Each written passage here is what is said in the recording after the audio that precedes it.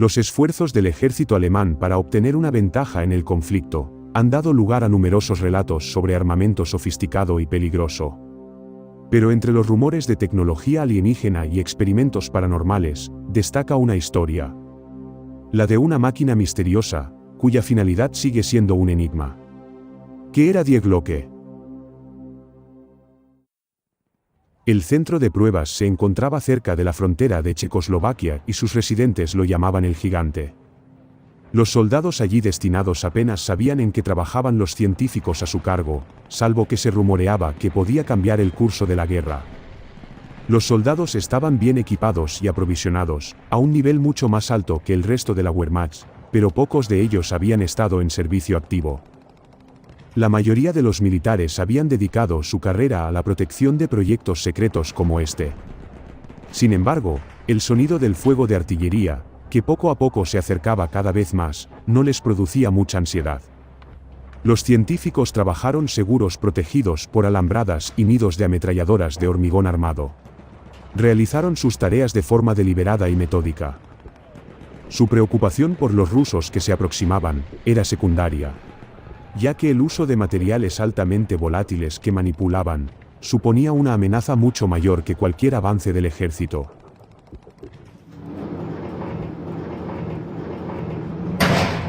Se abrieron las puertas del hangar principal y se introdujo un nuevo grupo de sujetos de prueba. Komm schon, bring die Bastarde mit. Los responsables se referían a ellos como voluntarios, pero en realidad eran obligados a estar allí. Pocas cosas en la vida motivan más a un individuo que la perspectiva de una condena a muerte. Cuando el último grupo estuvo dentro, los guardias se retiraron y cerraron las puertas tras de sí. En lo alto, en la plataforma de observación, los científicos y oficiales militares observaban cómo un pequeño grupo de hombres avanzaba hacia el extraño objeto que se encontraba en el centro de la sala. En un momento dado, un técnico accionó el interruptor, activando una fuente de energía cercana, lo cual provocó un ligero zumbido procedente del interior del objeto. Los hombres que estaban cerca se miraron nerviosos mientras el sonido crecía fuerte y penetrante. Desde su posición elevada, los observadores se dieron cuenta de que el aire que rodeaba al objeto empezaba a brillar y a desdibujarse.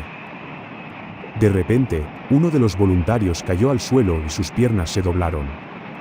No había hecho ningún ruido al caer, pero su desplome hizo que los demás gritaran con una mezcla de miedo y sorpresa. Algunos empezaron a alejarse del objeto, mientras que otros salieron corriendo hacia las puertas. Las incesantes vibraciones siguieron aumentando, y más hombres, presas del pánico, empezaron a tropezar y a caer. Al cabo de unos minutos, todo había terminado y el último de los sujetos de prueba yacía inmóvil en el suelo. Se dio la señal de cortar la corriente y el zumbido ensordecedor desapareció. Mientras los soldados volvían a entrar en el hangar y se disponían a recuperar los cuerpos que yacían esparcidos por los alrededores, varios técnicos con batas blancas de laboratorio se acercaron al objeto. Extrajeron de su interior un cilindro de cristal con líquido rojo oscuro y se lo llevaron para analizarlo. Los resultados del experimento fueron desiguales. Aunque habían obtenido el resultado que buscaban, estaba claro que los esfuerzos por mejorar el blindaje del objeto no habían sido suficientes. Pero eso no tenía importancia. Se encontrarían más voluntarios. Se produciría más material. Y el Reich saldría victorioso. Los testimonios sobre el misterioso dispositivo conocido como Die Glocke aparecieron en el 2000, tras la publicación de un libro escrito por el periodista Igor Witkowski, donde se detallaba su investigación sobre un experimento secreto. El autor aseguró haber obtenido documentos secretos de la inteligencia militar de su país, entre ellos el interrogatorio de Jacob Sporrenberg, un jefe de las SS. El libro de Witkowski, La verdad sobre el arma maravillosa, tuvo un breve éxito, pero no alcanzó una gran difusión. No obstante, fue leído por muchas personas fuera de su país de origen, una de las cuales fue el escritor y ufólogo británico Cook. El material de Witkowski era escaso y carecía de corroboración, pero intrigó a Cook hasta el punto de que él también empezó a investigar los informes, decidido a llevar la historia a un público internacional. Sporrenberg escribió una descripción de un aparato científico que el gobierno alemán trató de ocultar a sus oponentes. Se creía que este aparato se había utilizado para producir una fuente de combustible desconocida, pero su funcionamiento era tan peligroso que causó la muerte de muchos científicos que habían trabajado en él. La máquina recibió el apodo de la campana, por su aspecto físico. Sporrenberg la describió como una máquina de unos 4 metros de alto por 2,5 de ancho, totalmente metálica y con una cúpula semiesférica. Para su funcionamiento se necesitaban grandes cantidades de energía, lo que a su vez creaba una neblina azul y violeta alrededor de su casco. Durante las fases iniciales de su creación, el teniente general de las SS explicó que, de alguna manera, se generaba un campo invisible alrededor del aparato, que se extendía hasta unos 200 metros. Cuando se colocaban muestras de plantas o follaje dentro de esta zona, durante el funcionamiento de la máquina, se descomponían lentamente en un fluido orgánico grasiento. Pero lo más horrible era el efecto que producía en los seres humanos y los animales, que se encontraban en las inmediaciones.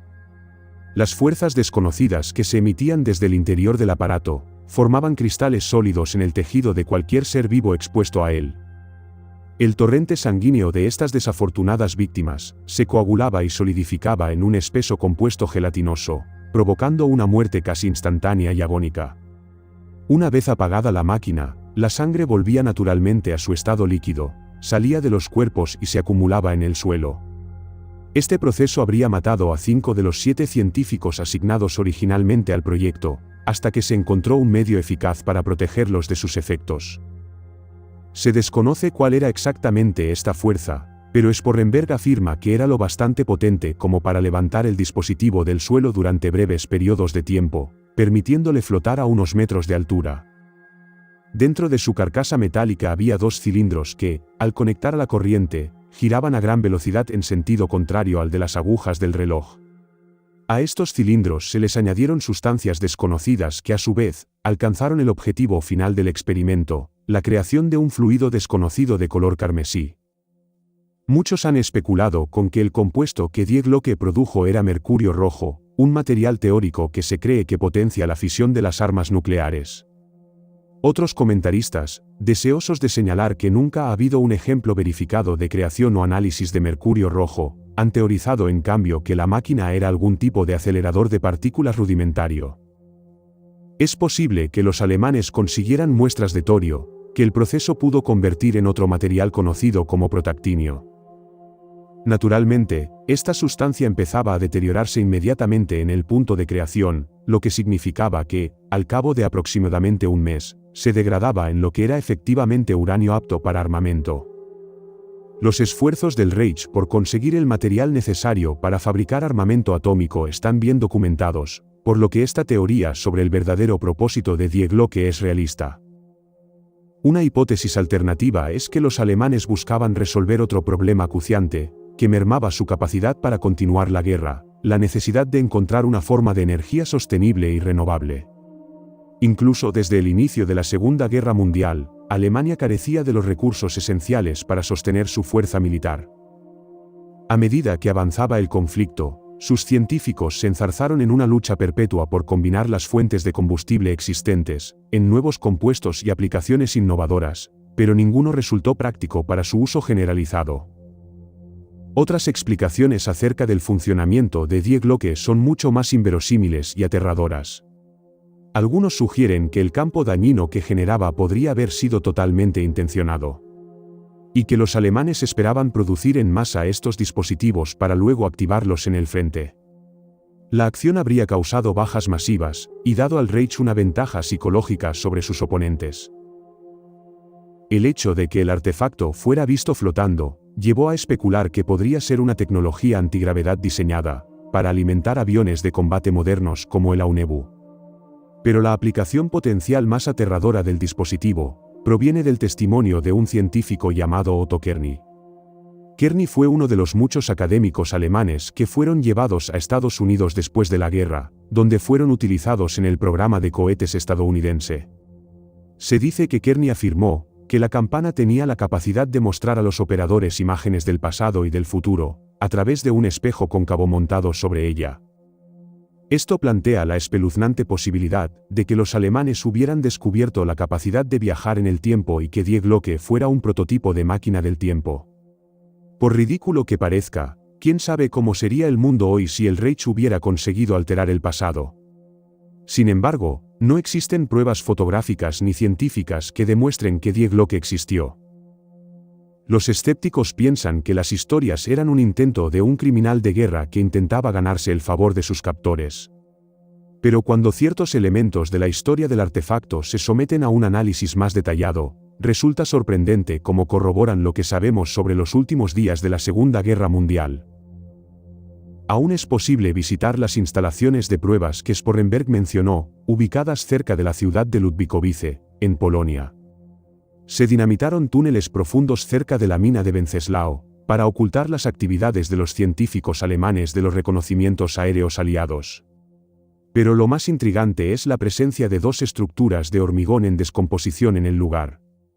Ambas consisten en una serie de postes concéntricos de hormigón, dispuestos de forma similar a los círculos de piedra de Stonehenge, en Gran Bretaña. Esto les ha valido el sobrenombre de los Henges. Se desconoce su verdadera función. Algunos ven a estas estructuras como la base de las torres de enfriamiento de los generadores eléctricos. Otros creen que podrían haber sido bancos de pruebas, a los que Die Glocke estaba atado cuando se utilizaba. Jacob Sporrenberg pasó la mayor parte de la guerra al mando de las unidades policiales de las SS en el distrito polaco de Lublin, pero en 1944, él y la mayoría de su personal fueron trasladados a Noruega. La razón por la que es difícil descartar su testimonio como pura invención, es que posteriormente fue corroborado por otro oficial alemán, llamado Rudolf Schuster.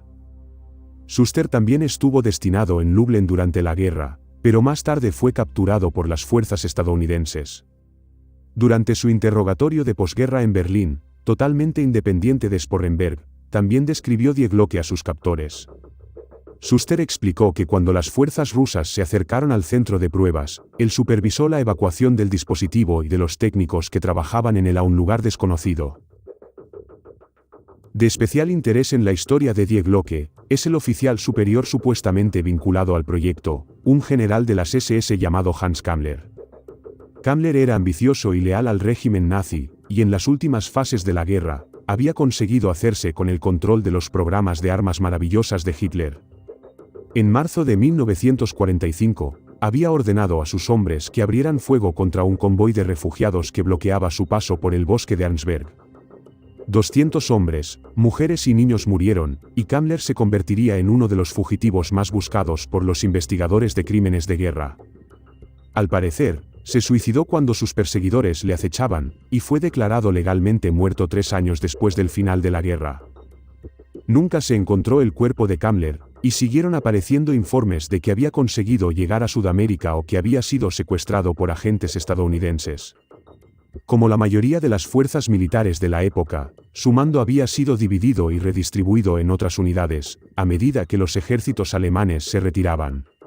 Por lo que es imposible conocer su verdadero destino, y el de los soldados bajo su mando. Los archivos de la posguerra indican que en abril de 1945 el general Kammler y unos 600 miembros de su Estado Mayor, se dirigieron de Polonia a Austria, acompañados de camiones cargados de material. Para cuando las unidades de infantería estadounidenses entraron en la región, todo rastro de él y de lo que escoltaba había desaparecido. Los informes que vinculan a Hans Kammler con Austria, suscitan un gran interés por las leyendas relacionadas con Untersberg, una región del país. Durante siglos, ha habido historias de grupos de personas que desaparecían, o experimentaban lapsos de tiempo en las montañas de Untersberg. Y en 2011 un libro de un autor llamado Stan Wolf, hizo una afirmación sorprendente. Wolf citó testimonios de pastores de la región, que habrían visto a un grupo de soldados nazis caminar directamente hacia una pared de roca sólida, para no volver a ser vistos nunca más. Otro testigo supuestamente encontró jóvenes soldados alemanes viviendo en la red de cuevas de la montaña, envejeciendo a un ritmo inexplicablemente lento, aparentemente inconscientes de que la guerra que estaban luchando se había perdido. Es posible que Kammler y sus científicos controlaran Die Glocke lo suficiente, como para viajar en el tiempo y evitar las fuerzas aliadas.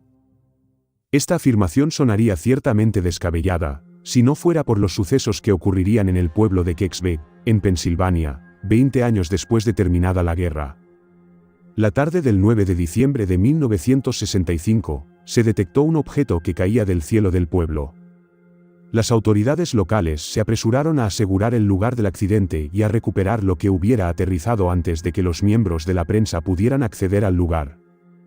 Testimonios indican que el objeto recuperado es muy similar a la descripción de Die Glocke hecha por Jacob Sporrenberg.